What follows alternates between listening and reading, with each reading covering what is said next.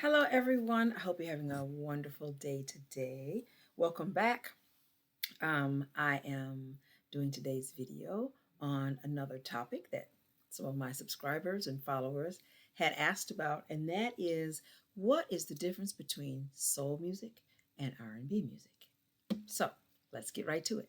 So basically, um, as I always say, you can look back at some of the first videos that I did in the genres of music series that I created a little while ago to get a refresher on the history of these types of music from uh, gospel to jazz to R&B. And when you do that, you will be reminded that there's a lot of overlap between these because they share a similar history and background. So definitely check that out, and I'll do some linking below or here or below. But in the meantime, for the purposes of this video, um, R&B and soul music both come out of, once again, Black music traditions. So let me just pause real quick to just say this because in doing this genres of music series, I haven't talked enough about um, the idea that there's fluidity in these different genres of music because a lot of us, uh, us meaning musicians, artists, don't necessarily want to always be pigeonholed into a particular genre because our music, when I say our, I mean those of us who are writing and creating songs and creating music, as well as those of us who are producing it also. Um, we are influenced by so many different elements from the culture, from our history, etc., that it's almost a misnomer to pinhole or pigeonhole lots of different types of songs into specifically one genre or another. So I just want to put that out as a disclaimer. Every song, I would say one of the mistakes that people make is oftentimes they might think that every song will neatly fit into one of these genre categories. And of course, every song does not. Even those songs that we say, oh, this song is an R&B song and this song is a rock song. Even within many of those songs, there are multiple elements of music coming from different types of traditions. So now that we've gotten that straight and put that out there, getting back to today's subject matter.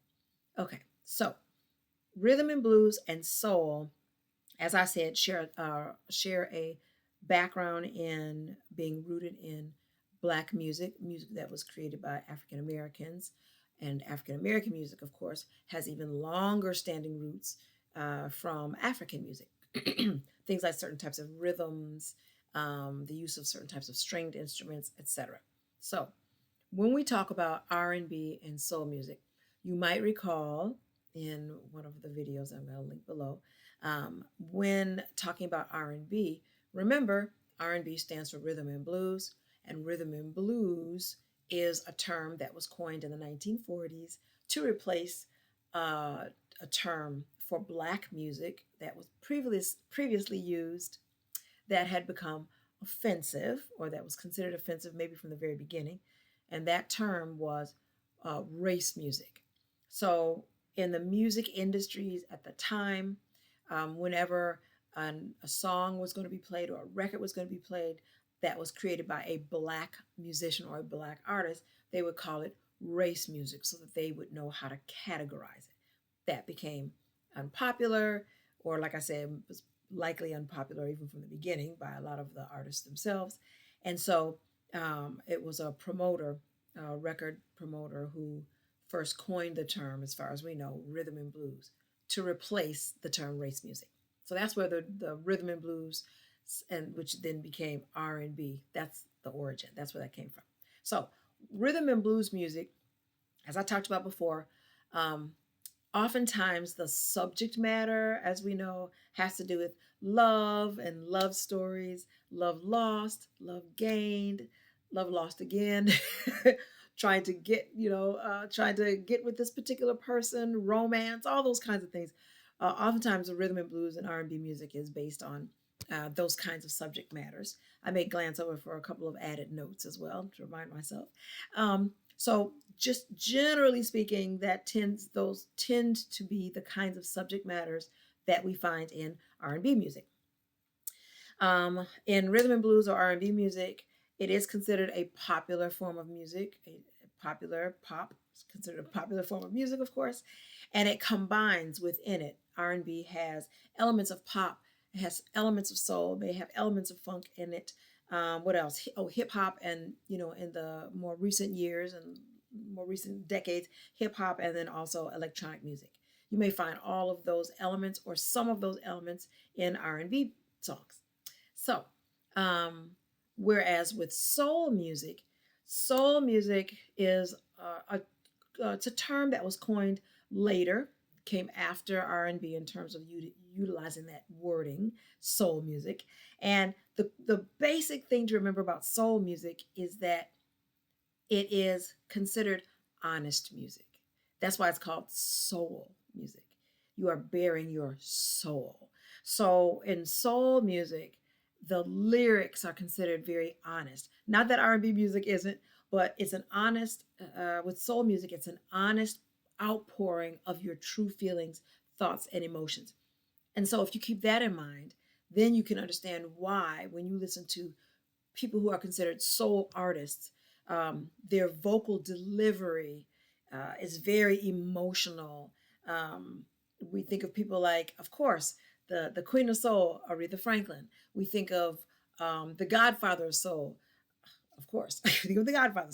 So different artists within that quote unquote soul genre are, giving their true feelings, and their vocal stylings emote that, and that comes across. With soul music, it is considered an umbrella term as well. So under the umbrella term of soul, we have R&B can fit under there because there's soul music that is about some of those topics in R&B, largely having to do with relationship kinds of things. Not always. Not all R&B is about love gained and love lost and all that, but oftentimes it is. So R&B can be under the umbrella of soul music. Jazz can fall under that. Gospel as well. They're all elements under that term soul music, in which African American culture and identity is captured and then expressed. So, some key things to keep in mind, some specific elements for soul music come out of the African and African American traditions, such as call and response. The call and response, which I mentioned in my last video as well, and other videos before. It is I don't want to say, I started to say a technique, but more so it's part of it's a tradition in which one of the artists, usually in soul music, it'll be the lead vocalist, the lead artist, will sing something, as we say, put a call out, and then the other musicians, artists, vocalists will then give a response to it. So that call and response, that's one of the key elements that we see in soul music. Also, this idea of tense vocals, that goes back to what I was saying about emotionality in the vocal delivery, because it's sharing emotions, deep, heartfelt emotions, be they of joy or of pain or whatever, or of struggle, which we're going to come back to in a second. The vocal delivery often has kind of a tenseness, as though it's tense with emotion. So what we call tense vocals could be another aspect of this genre. And then also, of course, catchy rhythms. So those are things to keep in mind in terms of basic differences between soul music and rhythm and blues. I'll also add that with soul music, one of the ways you can tell you're listening to soul is that a lot of times, oftentimes, especially historically, use of rhythm section, not use of rhythm section, I'm sorry, use of horn sections are liberally used oftentimes in soul music. There's so many examples out there. Let's see. I'm rushing a little bit only because I'm on a little bit of a time constraint. So, but I was determined to get this video made so that I could get this out to you all. Okay, so a couple of additional things to keep in mind about the genres of soul music and R&B. I said I would return to um, the subject of like emotional struggle, struggle. So with soul music, I apologize. My lighting is my lighting is shifting. But in terms of soul music, because the foundation of it, unlike R&B, R&B can like I say, R&B, it's a term, a type of subgenre. It can fall under soul. So therefore, the lyrics, yes, they can be honest. Yes, it can be emotionally delivered and heartfelt. Absolutely. But oftentimes, or maybe some of the time, R&B songs may be based on some, really beautiful poetic lyrics that aren't necessarily a raw and honest, true experience of the artist. Whereas soul music, that's what that's about. It's bearing your soul. So, what does that have to do with in terms of subject matter? Yes, relationship stuff, but also pushing back against like going against one's civil rights, one's civil liberties. So that brings in the whole area of protest music. A lot of soul music also has been used. That is the genre, if you will, that has been used when people are wanting to create music to fight against something, fight against war, push against injustices. That's the term I was looking for earlier. um, Again, it's very heartfelt. It can be very gut wrenching, but the subject matter, and still very true and honest feelings. But the subject matter has to do with pushing against those things. So that's more information about soul music. Last couple things I'll say about that is subgenres for soul music. There are several, and for any of these genres of music, there are like lots of subgenres. We have touched on a little bit in this series, but haven't talked that much about because there's so much, and we give more detail about the different each of the subgenres. But under soul music, things that you are very familiar with, of course, neo soul, right? That's a subgenre of soul music. We think about artists like Erykah Badu and D'Angelo and Jill Scott, Blue Eyed Soul, like the Righteous Brothers and others, Daryl Hall and John Oates. Mentioned funk, that's considered a subgenre of soul, where James Brown, the Ohio Players, Southern Soul, that's another one. Gospel, yes, gospel is its own genre, true, but it again, like just as each of, well, not each, but some of these are their, well, maybe each of these are their own their own genre. Gospel is its own genre. Jazz is its own genre, etc. R&B. They also can come under this umbrella of soul and that honest delivery. So gospel, jazz, um, psychedelic soul, the Temptations, Sly and the Family Stone. So I'm looking at some just to give you some examples. Um, Memphis soul with artists like Booker T and the MGs. Philadelphia soul, Harold Melvin and the Blue Notes. So there are lots of different subgenres of soul music, including disco, and rock too, even rock, most definitely. I shouldn't say even, especially rock. Rock used to be called rock and roll. We shortened it to rock. Absolutely has its roots. Rock comes out of it's a soul and R&B. It comes out of rhythm and blues, and like I said, soul music. So yes, the Beatles, the Rolling Stones, all of those folks who themselves, and when they were coming up, when they were learning their craft, they were studying blues artists. They were idolizing blues and the earlier rhythm and blues artists, and so the development of rock comes out of R&B, which and soul music. And because I'm a Detroiter, I will end with Detroit soul. Yes, Detroit soul is its own genre by itself, and it's also a subgenre of soul. What is Detroit soul? You already know it. The Motown sound, and on all that has come out of the Motown sound, and that continues. So that too is considered a subgenre under that umbrella.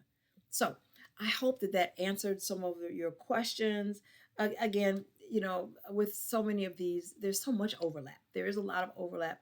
They are rooted in African American culture and black musical traditions, and so that contributes to a lot of why there's overlap. But yeah, the basics, basically R&B and soul are related.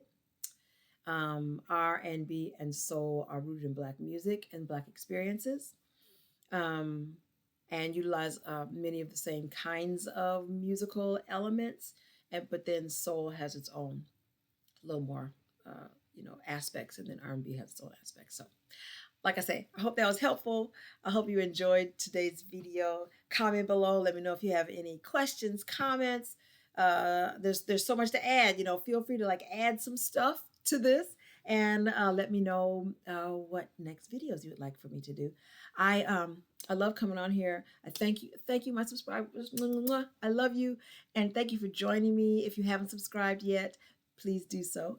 Like that, push that like button and that subscribe button. I am doing a bunch of stuff. As always, I am teaching psychology. I am running my counseling, consulting, and coaching company with my sister, and who's a fellow musician, licensed counselor. I am teaching my music students. I am performing. I just had a wonderful performance 2 nights ago at the Charles H. Wright Museum here in Detroit.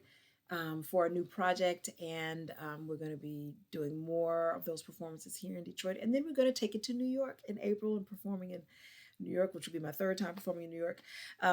So I've got a lot. I got a lot going on. I'm also a university professor, and so I'm very blessed that everything I do are things that I love to do. But because I'm so busy, I cannot make promises that I will be on here every week. Can't make them promises. Those promises, them promises, and those promises. But I will continue to try to bring you good, helpful, and informative content.